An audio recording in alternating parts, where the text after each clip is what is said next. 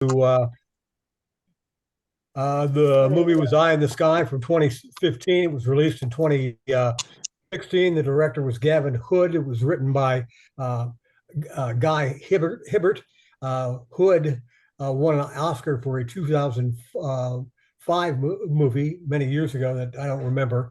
This is a British film that focuses on the ethical problems and ethical issues surrounding drone warfare in the modern age. It's also Alan Rickman's last film on camera. His last film appearance of any sort was in Through the Looking Glass, where he provided a voice track. This thing had a budget of 13 million, and at the box office, it brought in 35.4 million. The plot, obviously, to seize a couple of top tier folks from the Al-Shabaab terrorist group, and that's actually the name of a terrorist group that functions primarily in Somalia, but also in several other countries, including Kenya. Al-Shabaab runs about 2/3, I guess, of Somalia right now. And let's see, the intent, obviously, to target three top Al-Shabaab leaders to capture them. In Kenya, Somalia is the country immediately to the north of Kenya, so it's natural that they would have a sphere of influence there. This was an international operation with the British command working from a place in Greater London. The Cobra Center, for lack of a better term, is sort of in a very broad sense, like a part of the U.S. Pentagon. Obviously, I think everybody knows that they operate drones out of Las Vegas, and Creech Air Force Base is an actual base, and there's also a human identity project based out of Pearl Harbor. So, there are elements that are quite truthful. As you all know, the plan to capture these top three Al-Shabaab terrorist leaders is complicated by two things. Number one is the fact that two of them are British nationals and one's an American national.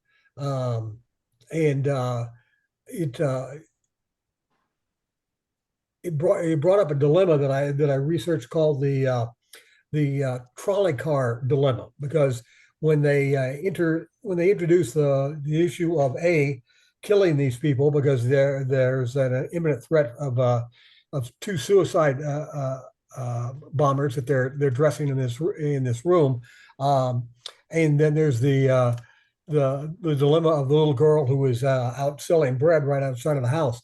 There's a thing that's called the trolley car dilemma, and that's basically based on the problem that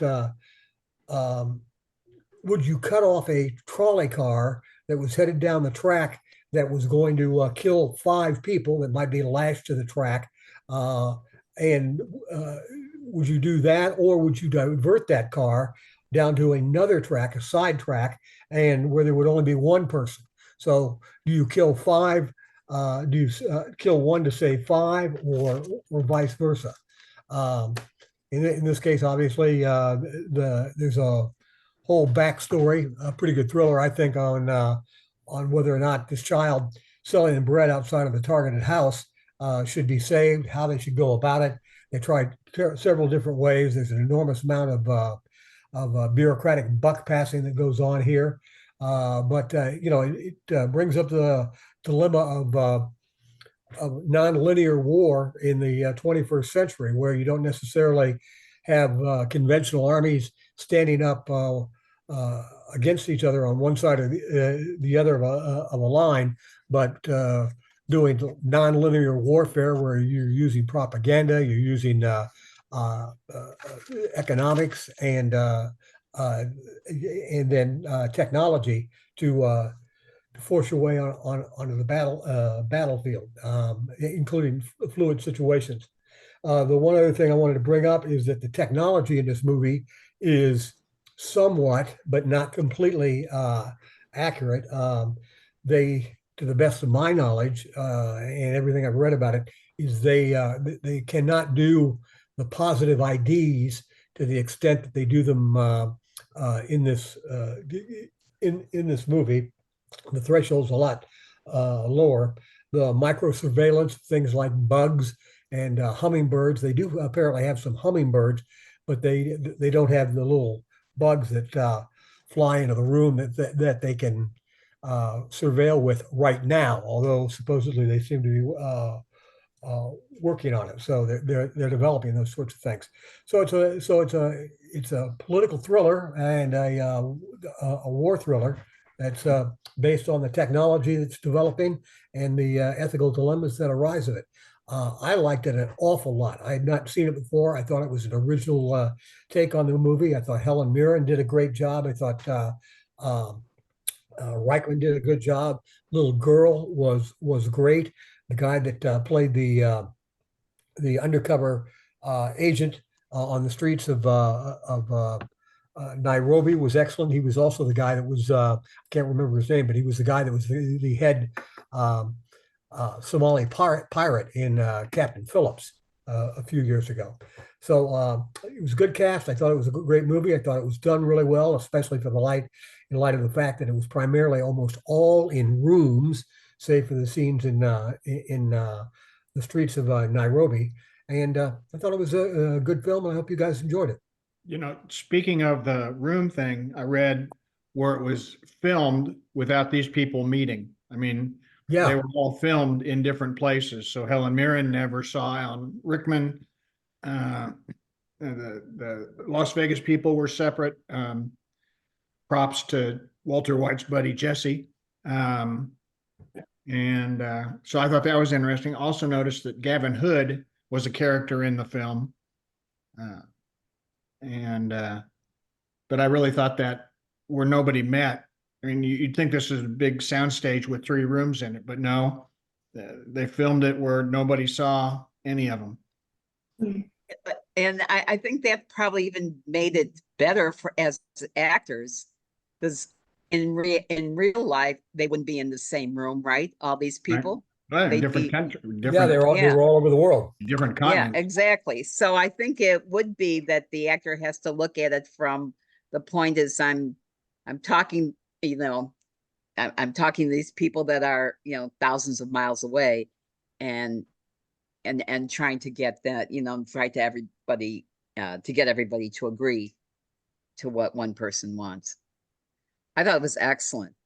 I was amazed I thought the editing, it was so tension producing for me. I mean, I was constantly on the edge of my seat. And when you think about it, there really is nothing happening, but you're in 3 rooms. The little girl and and there isn't much that's happening, but the tension, the way they cut it, I thought just it was grabbing my throat. It was like, you know, I was just holding my breath. So I thought they did an excellent job. And it really does. Yeah. And then you have to question. I mean, and obviously the point of the film, but the questions, the moral questions and ethical questions of going into a country that's a friendly country, but has these bad guys in it. You know, it was really good. Good Screenplay, really good. adapted screenplay, a real event. What do we know? No, Not real. as near as I can tell, this is a piece of fiction based on what they know, sort of like a Tom Clancy novel in that Right, sense, right. based on the technology he knows. I mean, I went back and looked.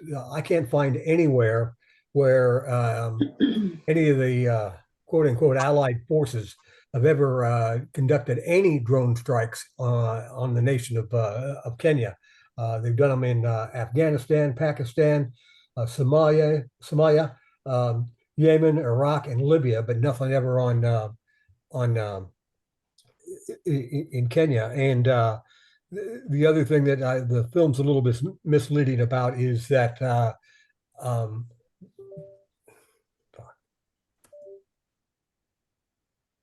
All right. Is casualties. The U.S., according to several different sources, have probably killed somewhere between 8,500 and 16,000 non-combatant civilians in drone strikes since they started using them during the War on Terror. Wow. What was the Henry Fonda courtroom drama? Is that 12 Angry Men? Yeah. I thought this had some of the same dynamics, or people arguing back and forth and, trying to come to some consensus, except those people were all in the same room and these people were worlds apart. So Yeah. I thought, but the idea that different people had, their morality would come and go, or their decisions about going to war would come and go. But, the debate was, I thought, comparable. And the other thing it reminded me of was the movie Argo. Oh, yeah. Where there was such tension, and we knew how the movie was going to end. Right. But they still did a great job of building up. Now we don't know how the movie's going to end, which sort of adds a layer of suspense to this. But the editing and the way that they, kind of built the drama and built the suspense. And I know it's a movie, and I just kept having to tell myself, hey, it's a movie. Technology never works that well. Excuse me. I'm sorry, I can't hear you. I've lost the live shot. Yeah, we're going to have to go to somebody else. We've lost Mike Mahoney's live shot. So to get a bug on a rafter in a terrorist. Yeah, Sanders and Mahoney and nothing ever works that well. Yeah. So what did you guys think of the end? Was the movie more powerful with the end, or would it have been just as effective with a different end? I think the rap was very good. I liked that it kind of, all along there had been juxtaposition between the military mindset and the bureaucratic mindset. And when Alan Rickman was addressing the woman at the very end, it was like she was making her point, and he was like, don't even. You do not understand what I've seen. You do not understand what's at stake here. Exactly. I thought that was. Yeah. But would the movie have been as powerful if the little girl had lived? Probably. Yeah. I was kind of ambivalent to how that came out, but That was sad. Yeah. And Yeah, I didn't expect her to live at all. I figured she was going to get killed, and we just had to wait and figure out how it's going to happen. I kept thinking we're seeing her head rise up or something, but I don't know. happened. I thought she moved a little bit. when the guy sent back Yeah. the little boy with the money, I thought that was pretty clever, and maybe that was going to work to get her out of there. Yeah. Well, for a second, it looked like he was sending two children to die. Yeah. The Yeah. little boy with the money and the girl with the bread. Like, But he didn't know it. He didn't know Yeah. it at all. no, I he know, was- but we knew yeah, it. We yeah. knew what he Oh, was yeah. doing. Yeah. It was like, Yeah. Yeah. It's so. I thought the back and forth between the different parties was extremely frustrating and probably realistic. But as Mike said at the start, there's a lot of buck passing going on that just went on and on. And I'm going to escalate this. Now I got to call the prime minister. Oh, he's busy. He's giving a speech at such and such. We're going to have to interrupt this guy playing ping pong for a little while. Just Yeah. crazy stuff. And it all ended up going forward anyway, because eventually the gravity of the situation came down. Helen Mirren cheated a little bit when she was talking about the collateral damage perimeter, but man, she was pulling out all the stops to make what needed to happen. Yeah. Well, she had Jeff, been you after mentioned those that, guys. and it takes me back to George W. reading to a third grade class when 9/11 happened. 9/11. Yeah. Mhm. In Sarasota here. Yeah. Well, if Yeah. you're going to do something like that, it's almost like a, what's the murder mystery? Agatha Christie. those murders. You want as many people's fingerprints on the murder weapon as possible. That's right. That's right. You'll never everybody's got a figure it out. stake. Yeah. I No found it blame. interesting that the trigger people, there was two. There was Aaron Paul, and he was actually just talking about it. And then I don't remember the other lady's name. Something Fox, Phoebe Fox or something like that. She had to actually pull the trigger. And I found that fascinating. Of course, it added to all the suspense that they were trying to build up. And then, of course, Paul is, telling Helen Mirren, I need to have the parameter refigured. And then one of his bosses calls him and goes, boy, what are you doing throwing the book at the colonel for, and all this kind of stuff. And it just added to the suspense. I don't know where we lost Mahoney, but I did remember seeing this movie when it came out. It was, back when I lived in Vancouver, Washington, but after a few scenes and seeing everybody get established, I said, oh yeah, I remember this. And especially this occurred during the Obama administration. Yeah. And I know there was a lot of talk about, the soulless drone, we don't have boots on the ground, but we got people playing video games and the games are for keeps. And the people playing those video games in some bunker in Las Vegas, they have to live with that at night. And they said, even though they're miles away, they have the same PTSD as somebody who shoots a soldier across, a field. And I could see why. Wow. I magnify that to some of the big conflicts we've had where people were flying over Europe and dropping bombs after bombs after bombs, and the atomic weapons that somebody had to pull the trigger for that. You're going to kill a lot of people all at once. Yeah. So this is a microcosm of that whole concept, but I don't think it gets easier because it's a smaller number of people. No, but somebody was flying those planes and dropping those bombs. This is a pilotless drone, flown and commanded, by a joystick. It just, 20,000 feet. That's what's amazing about it. Yeah. It's happening more and more. True. And that was like 2013, right? That movie? Am I correct? 16. Okay. So then it's like what, 8 years, it's 8 years later. And I'm sure that technology has gotten, well, Mike, did you say that when you looked at the technology, are you talking about the technology now or technology back then that they were talking about? You're on mute. Oh, Mike, you're on mute. Hear you. There you go. I think you're okay. All right. Try again. Try talking, Speak. Mike. You must not be able to hear. You can't hear us, I think. Let's see, what did I do?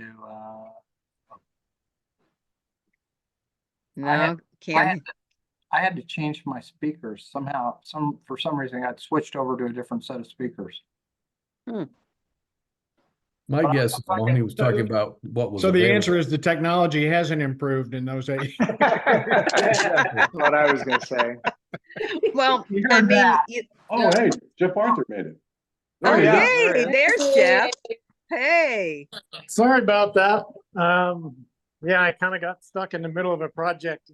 Somebody came to help me and I couldn't make him wait. You weren't flying a drone, were you? No, I was, I got this giant bathroom vanity that weighs like 350 pounds and I couldn't unload it myself. So anyway, sorry about that. Look, Mahoney, can you hear us? We can't hear you. We can't hear you. Your mic is off for some reason.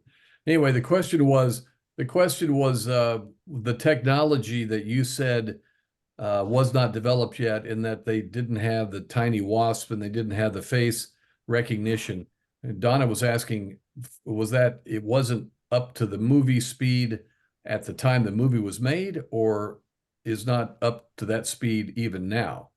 And I assume you were talking about when the movie was made, that was pretty advanced for the time. Yeah. You move I your think lips what and he said I'll before was talk. that it's not available yet. Huh. And that's surprising to me because usually when you see something like that in the movies, it's not too much later, even if it isn't done yet, it isn't usually too much later that it does happen. You know, I mean, Yeah. it's like sci-fi, you know, things that were sci-fi in the 60s are here now. And I kind of wondered if they do have the little bugs now and you know, I mean, everything is so small. Could bet on it. They're Pardon me? not gonna tell us. They're not gonna tell us they have these little Oh, beetles that's and true. wasps. Well, all you got to do is go That's on, true. just go Yeah, on duh, Amazon what and am I see thinking? if you can Yeah. buy one. You know, that'll settle it. Yeah, that's right. Yeah. I was reading a thing in Wired magazine today about actually some little videos with it too, about these quadruped war dogs that China has and we have. And these things can scoot along, they can jump, they can flatten themselves to the ground, and they can have a machine gun mounted on them. So they can charge ahead into a building or into a war zone and shoot everybody up. And then the troops can come in behind them. So it's going to be interesting to see if we have these gangs of war dogs going after each other and see whose technology is the best. But they're scary looking. I mean, these look like dogs, big Yeah. dogs running down the street. So does the Second Amendment cover gun-toting robot dogs? What did the founding fathers, how far did the founding fathers extend the Second Amendment? Do you know? Yeah, really. There's a good question. So Jeff, on these things, I'm assuming they have video and somebody's operating them from a distance. I think so. I think they're like the drones, Yeah. but they've got like a camera head.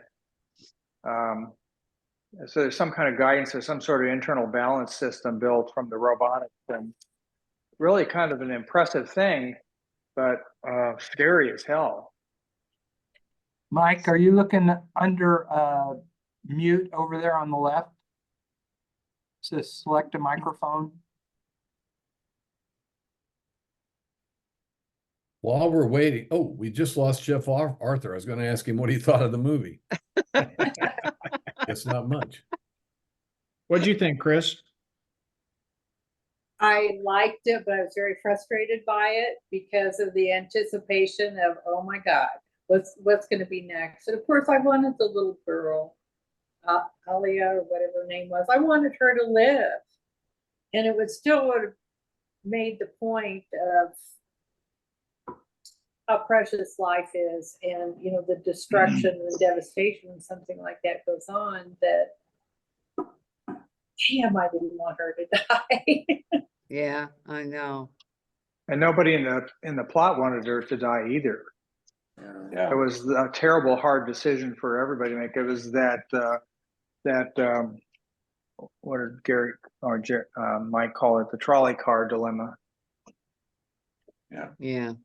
My guess, the movie maker wanted us to all think about those decisions, and the way for that to land most effectively was to say, you don't get off because she lived. You don't get off making those decisions, you know, without consequences.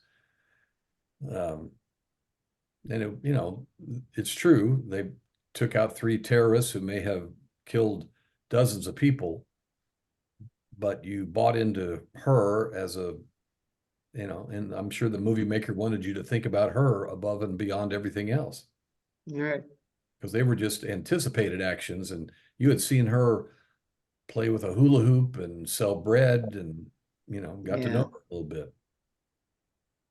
Had she lived, she would have been maimed, you know, for life. Or she would have no quality of life at all. So it's probably You never know though, trauma stuff like that. Sometimes people look like they're ruined and they get up or they rehabilitate and they're good. So it's really hard to Really? look like that would be a life-changing injury, but she might have had some burns or some scars or something like that, but could have done okay.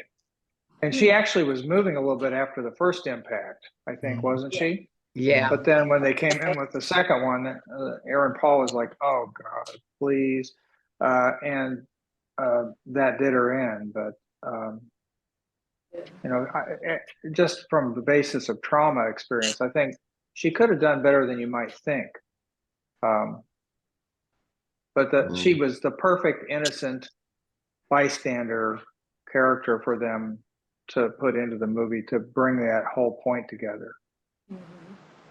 I had questions or an issue with, I mean, her parents lived around the corner from what had to be a safe house that they knew about.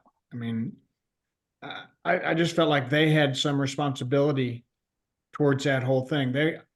I have trouble making them be innocent. Well, they lived nearby a zealot who told her, put that down, don't play with a hula hoop. For whatever Yeah, I reason, think that's real just law the country. covers hula Yeah. hoops. Yeah. You mean But I that- think and maybe they can't move. I get all that.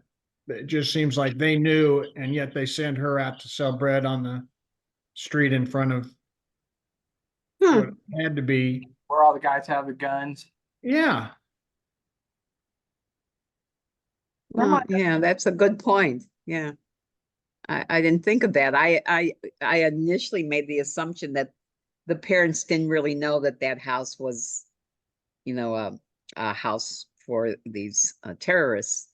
But now that you mention it, with all those guns around and all the wiring and all that stuff around the top, yeah, It's like somebody trying to sell bread during Black Hawk Down or something.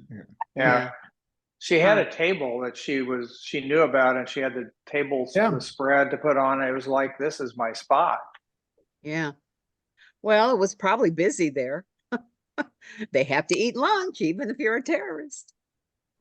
So as you know, I like to watch characters go through transitions. In this movie, every character had their position staked out. They were unmoved. They were, pretty dug in where they were.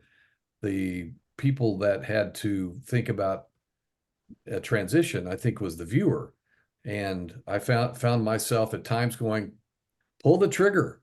And at times going, oh God, please don't pull the trigger. And I think I lived the movie through the pilots they're trained to pull the trigger. And they stopped and said, and they debated within themselves. So I thought it was an interesting, anyway, just the different people staked out their positions, and we were left to figure out which side to root for in the moment. And I think you're right. The two air corpsmen, they're the only two that didn't change. I mean, that could change. Yeah. Yeah. And they lived it out through us. That and the British Home Secretary, he was kind of waffly. Yeah. Wasn't it the ping pong guy that made the decision? He said, yeah, do it, or something like that. Back and start playing ping pong. Three of the top five, let him go. He's like, he didn't really care. I mean, he didn't have a worry about it. Yeah. It's like, what's the question here? Just do it. Yeah.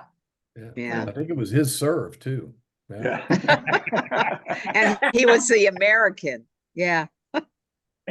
I thought it was interesting when they sent the kid over with the money to buy up all the stuff, but then that fell apart, and the little girl went back and picked up all the stuff and put it back on the table. Oh, don't do that. They thought they had a solution, and it just fell all apart, And then there she is back again with whatever remains of her bread was there. She wasn't going to let that go. That was, so many dinars a loaf there, and she was having a good day at the market. Yeah. Yes, Yeah. she was.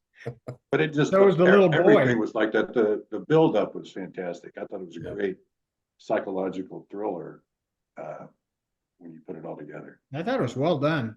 Yeah. Well, when Very Mahoney well. mentioned it, and I read that, I thought, okay, this is going to be drone attack. Blah, blah. It all came down to one decision that, they stretched it over almost 2 hours debating Yeah. it. I love little movies that have big impact like that. I Yeah. mean, I do think it kind of begs the question, like, what would you have done if it was you? And maybe by killing the girl, they say, okay, what if the girl died? Still, what would you have done? But I suppose you'd have to be a military mind to do it. And that's probably what they were saying at the end of the movie. You know, don't tell a soldier what the cost of war is. Mm. But these were some pretty bad guys, right? I I sort of mean, they said these people are going to kill thousands of Yeah. more people than what Yeah. we're talking It would have about been here. different, I think, if there wasn't the suicide vests. If it was just the three guys meeting, then there'd even be more of a question, I think. But seeing those suicide vests, knowing that that's exactly what their plan is, yeah, you just had to go, okay, there's going to be so many more people that are going to die because of these three guys or whatever. So I wish I knew more backstory about the US lady. yeah, Yeah. Yeah, she was pretty yeah, clever. But Bill, I think you hit on the essence of the movie. This is, you go to a theater, you pay $12, you expect to be entertained, and the $12 you spent, they spend the whole movie asking you, what would you do? yeah, That's I'm not sure that's entertainment, but it's certainly engagement. And that's what they did. They set you up to make the decision over and over and over again. yeah, What would your decision be? Like, I just want some popcorn.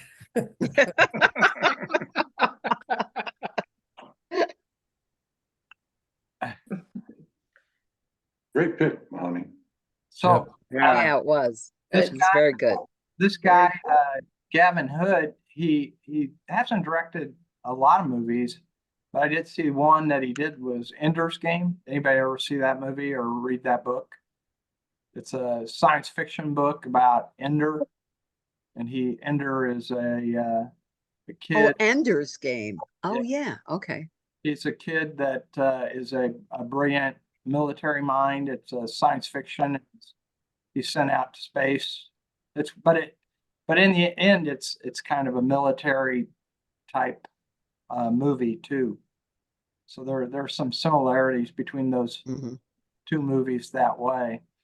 But Gavin Hood didn't have that many movies that I saw. I was looking at awards for this, and most of the awards that I saw went to Guy, whatever the writer's name was. Hmm. We know where most of the money was earned. Was it in Europe or in the US? I don't know. All right, who's up next? Leave and come back in and see if that takes care of it. Mr. Metzen. Yeah. So I think we're going to lose Mahoney, but next week we're going to watch Leave No Trace, the 2018 movie. Do not get the 2022 movie, which is about the Boy Scouts. Oh geez. Say the title again, you cut out. Leave No Trace. Okay. Leave. This is about Sasquatch? Kind of. It takes place in Portland. So, Oh, that's fairly close. Did you say 2018? yeah, 2018. It's by the same director as Winter's Bone, Oh, and you'll see Good. some similarities. Based on a Great. book, based on a screenplay, A book, Okay. What is it about?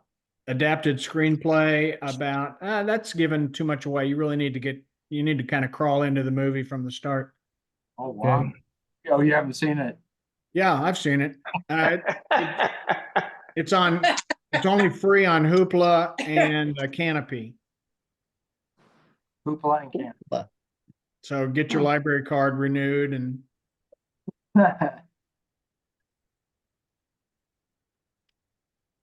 Is Hoopla a library? I mean, yeah. Yes, it is. oh, And so I is didn't even Canopy. know. Canopy is as well. Huh. I didn't know The that. difference between them is Hoopla has music. You can check out you know, And an album. podcasts and But then they Oh, also have okay. they also have the movies. Canopy's pretty much just movies. I see. Oh, if you Is just it- go online, then it'll tell you what to do to either get a card or get it renewed or what you need to do. And if Is your it library participates, like here in town, I can get Hoopla, but Canopy, my library doesn't support. So Is it I have the Canopy same with a library K? as you, so I Canopy need with this a one. K? It is Canopy with a K. Oh, okay. Yeah, this isn't a this isn't a drug thing. You have a better chance of finding it where you are, Jeff, than where Hmm. Whit and Matson are. Right, more libraries to pick from. Oh, Manson and yeah, I have the yeah. same library. Yeah, they're threatening to close down some St. Charles libraries. I Which know, is I read. weird. Why? They are underused and costing too much money to run, Yeah. but there's a lot of pushback. Yeah. Homeless people hang out there. Is that part of the problem? I don't know. I don't, that could be. That is someplace, some places. They do here. So. Yeah. Use the Steve and I bathroom. got married at shower. the library in Vancouver, Washington, and on the 5th floor, and this lady that was doing the wedding ceremony said, "We'll just find somebody at the library that'll do it." So there was this student, a young lady that had her laptop and she was working on stuff. She said, "Sure, I'll be a witness." Then there was another guy that was like, looked like he was homeless and he was working on his manifesto.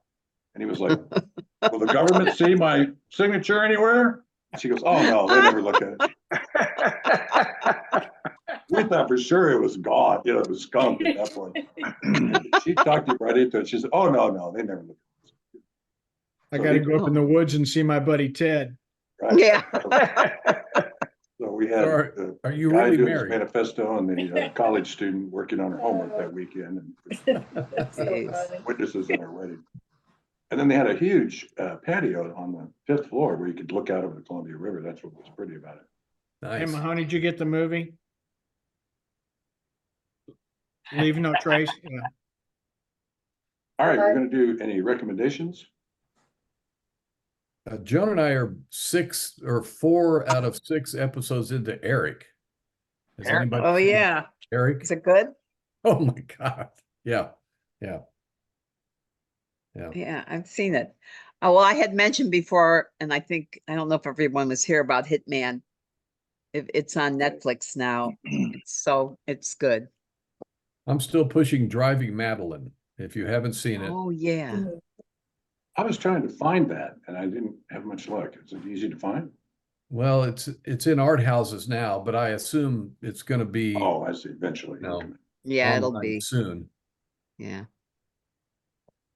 I've got 2 and they're epics. One is called The 800 and you have to spell out 8. Can't with the number. You have to write 800 to look it up. How do you spell that? EIGHT Okay. ATE. and DRED. Came out in 2020.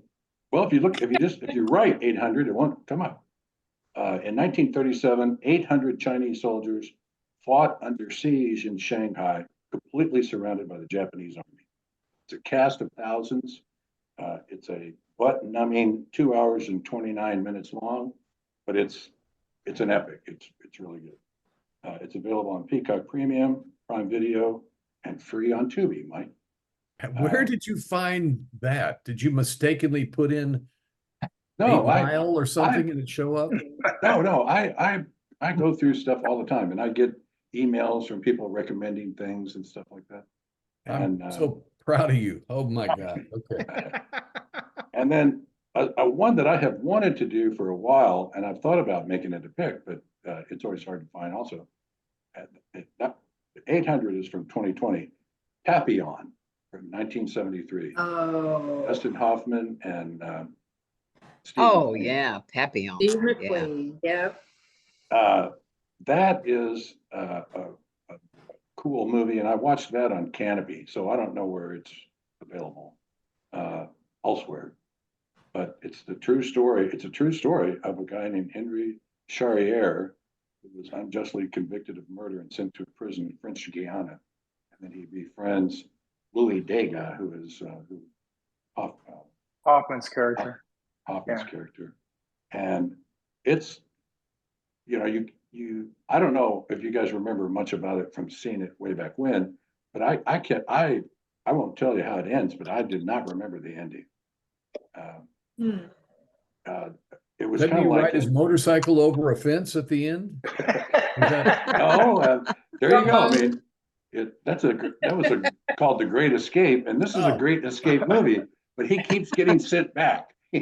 Yeah. I don't know why. Over and over. Over and over Yeah. again. He cannot, for whatever reason, he can't break away. What's But, his nickname? Papillon? Is that what the deal? Yeah, and Papillon Means is butterfly.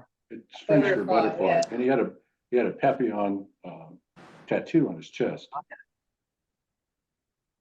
But anyway, my wife, and she's doing this right now, her niece has been visiting us, and they've been going all over the place, and she took her on a tour of UW and some Evergreen College and some things around here. And today they're at Seattle University in Seattle, and they went to the art museum there. And so, I had a lot of time on my hands, and I spent 5 hours watching 2 great movies. The 800, I was really amazed by that one. When you look up at how that was done, when you see it, they spent $80 million in American money to build and recreate this area in Shanghai that gets destroyed by all the fighting and things that are going on. But boy, you talk about an expensive movie. It grossed, I think it grossed 440 million worldwide. And it's all it's dubbed. It was all directed towards English audiences. They know the story, the Sino-Soviet wars, but they wanted to tell the rest of the world about it. And so it's, playing in Australia, the United States, and Great Britain. It's pointed towards them. All right, I'm in. Yeah. And that one is available on Prime, and it's free on Tubi. So, and it's on Peacock Premium also. We never did hear from Jeff Arthur and what he thought of tonight, did we? No. For He some moved. reason, He But he got moved his tent vanity and moved in. We Yeah, lost well, he him. had to pick it off of the guy that dropped it, is what he had to do. Yeah. Go save him, I guess. Anybody else got anything? I've been seeing Kevin Costner all over the place. He's like Oh, all yeah. the shows talking Yeah. about his new You hear me now? series, but it's Horizons. And I guess the first one's coming out next week, I guess the 24th. But I know it's a new movie and we don't usually pick them, but it sounds like it's going to be really good. Yeah, he's put up $35 million of his own money or something like that. Yeah. Right. Yeah, that was amazing. He said, I don't have that much money, but this is important to me. Yeah. I think Horizons? it's 4 completely separate parts that are each, 2 hours long at least. Yeah. Now, he's not coming back to Yellowstone, or? I don't know. That's a good question. Well, he said, I heard him talk about this on an interview over the weekend. He said, I stopped doing Yellowstone because my contract was done. Right. And if they ask me to come back, I might come back. Yeah. It's not like people say he's got a big war with Taylor Sheridan, but it didn't sound like that was what was going on. He also said, and if he likes the way the stories Yeah, are written, right. the remaining episodes, he just might do it. Yeah. Sounds like to me that he might come back if they would pay him $35 million. I was just going to say, yeah, if he can get healthy Just again enough. after his 4-parter. Yeah. There's some I people started say it's his new watching- water world. Oh, yippee for him. Oh God. I started watching the new Presumed Innocent. Yeah. It's on Hulu, I think. Again, I Gyllenhaal. don't remember for sure, but I think It's it's on Hulu. Apple, isn't it? Apple. Or Apple, you're right. I'm sorry. Apple It's Plus. Apple. Yeah. Yeah. And it was, well, you remember the movie with Harrison Ford, same movie, same story, but obviously there's like, I think it's like 8 episodes or 6 or 8, I think. And there's only 2 have only been shown so far. So it's on every Wednesday, but it really goes way more into detail of the character. So it's kind of interesting. Donna, come close to the TV. You have Me? got, yeah, you've got to call Joan and ask her, have you ever read or seen anything about Presumed Innocent? Just do me a favor. Just do me a favor. Call Joan and go, I'm watching this movie called Presumed Innocent. Do you know anything about it? Okay. That Should I sounds like text a her? setup. Yeah, it does. Am I she gonna bought- get Back to us next week. She Yeah. she bought that book at the airport 3 different times and then went, oh, I've read this.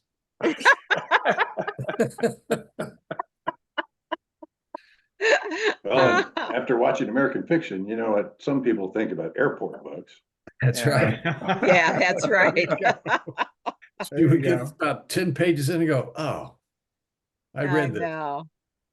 So Gary, what was the name of the movie that you were talking about earlier?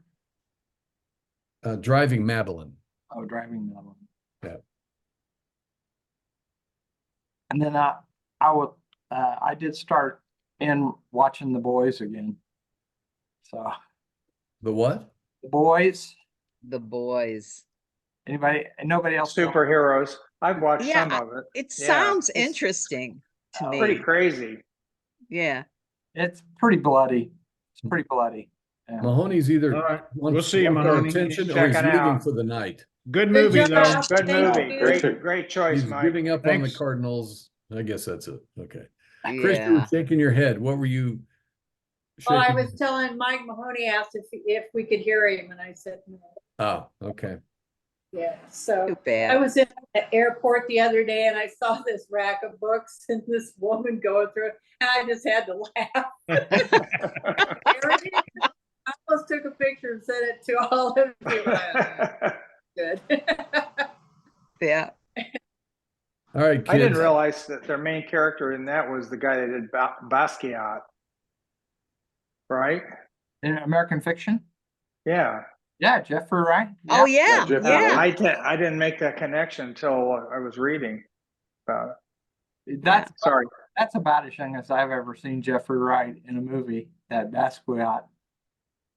I mean, he's like in Westworld. He's been in a lot of stuff. Yeah, he's really good. Yeah, he's And really of course, he was a stage actor too, a great stage actor. He's done, I think he's won Tonys, if I'm not mistaken. But I know that he's done a lot of Broadway. So getting to be a lot of good movies out there. gonna Gonna be a good year. Okay. I smell right. dinner, so I'm bailing. All right. All right, All right. See y'all. guys. Enjoy you. All right, Take care. everybody. Have a good week. See All ya. right. Good pick. Very good pick. Yes.